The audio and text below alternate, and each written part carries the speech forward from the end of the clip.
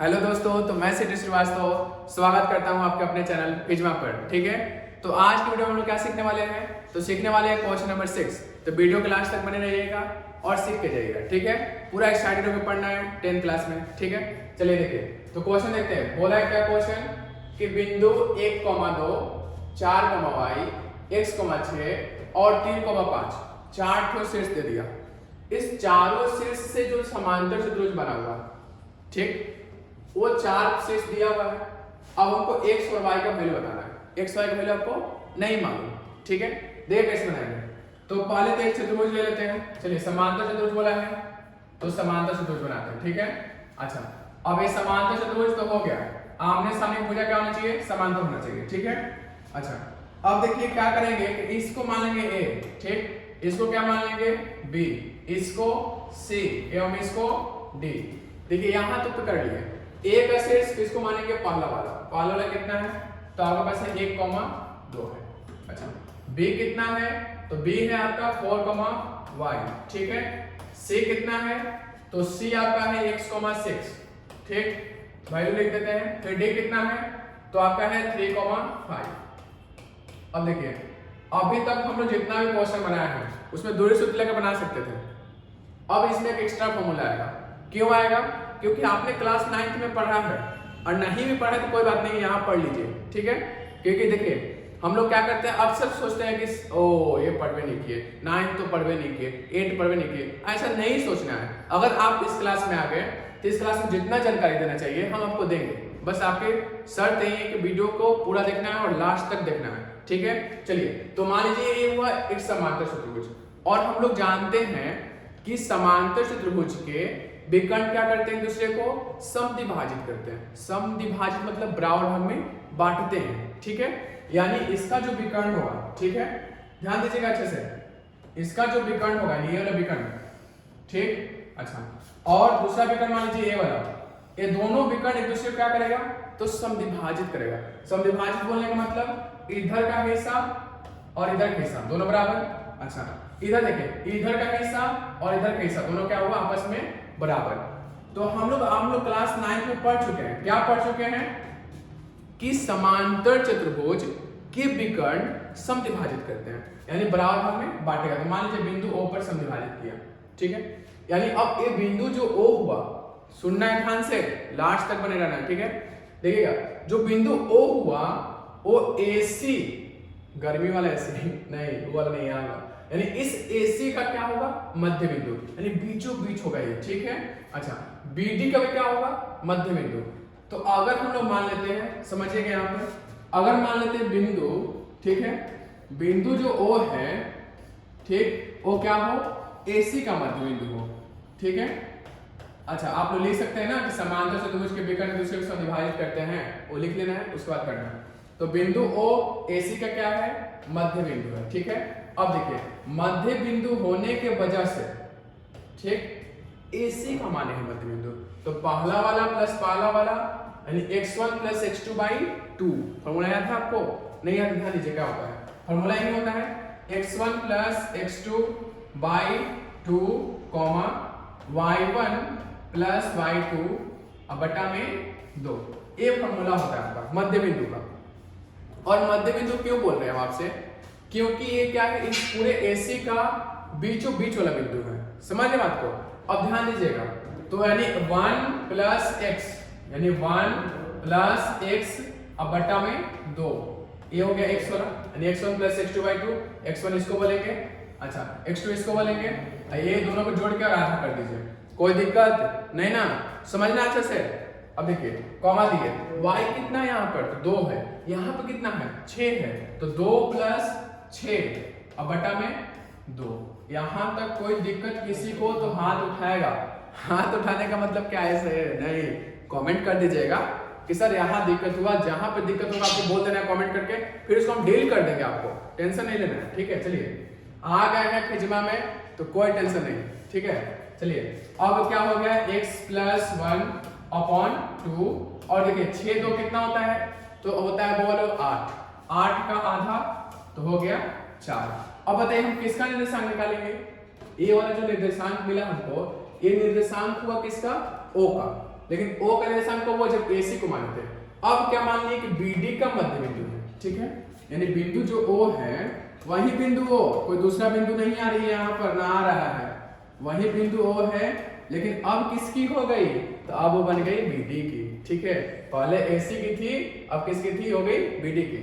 तो क्या करेंगे, बिंदु O BD का क्या है, तो मध्य बिंदु। मध्य बिंदु बोले तो बीचों बीच, अब बीचों बीच बोले तो x1 प्लस x2 बाई 2, अब comma y1 plus y2 by 2, formula तो याद है। लेकिन अब बताइए यहाँ पर तुम लोग A और C की बात किए थे, अब किसकी बात करेंगे, तो B और D की, यानी 4 प्लस 3, यानी आपका हो जाएगा 4 प्लस 3 बाई 2, देखिए x1 प्लस x2 बाई 2, और फिर क्या होगा y प्लस 5, क्योंकि क्या है आपका ये 5 लिखा होगा, यानी y प्लस 5 अपॉन 2। अब बताइए 4 3 जोड़ने पे कितना होगा, तो 7 हो जाएगा, कोई दिक्कत नहीं, चलिए 7 लिख देते हैं, 7 बटा में क्या हो जाएगा 2, ठीक है।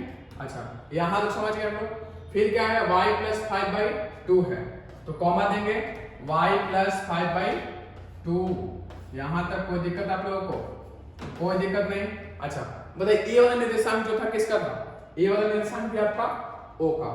अच्छा ए वाला जो निर्देशांक हम लोग निकाले, ए वाला निर्देशांक O भी किसका निर्देशांक है, O का, दोनों O का निर्देशांक। अब बताइए एक लड़का का दो नाम, ठीक, मान लीजिए एक लड़का है जिसका नाम क्या है, घर वाला नाम है किट्टू और बाहर का नाम क्या है मोहन, तो मोहन बोलने पे कौन आएगा, कोई दूसरा लड़का आएगा क्या, किट्टू बोलने से कोई दूसरा लड़का आएगा नहीं, आप मोहन बोलिए या किट्टू बोलिए, लड़का वही आएगा। मतलब आप AC का मध्य बिंदु मान के बनाइए या BD का मध्य बिंदु, मिला बिंदु क्या हमको O, तो बिंदु O का ही दोनों निर्देशांक हुआ, यानी दोनों का दोनों वैल्यू क्या होना चाहिए, इक्वल होना चाहिए, ठीक है।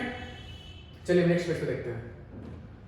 अब क्या करेंगे, सॉरी एक मिनट रुकिए, देखिए इसको हम लोग क्या करेंगे, इक्वेशन फर्स्ट मान लेंगे, ठीक, इसको क्या मानेंगे इक्वेशन, इसको तो इरेज कर देना चाहिए था हमको, चलिए इरेज कर देते हैं, इसको इरेज हो जाओ, खत्म कर दिए, इसको इक्वेशन फर्स्ट मानिए, इसको इक्वेशन क्या मान लिए, अच्छा अभी खत्म हो रहा था, इसको इक्वेशन क्या मान लिए सेकंड।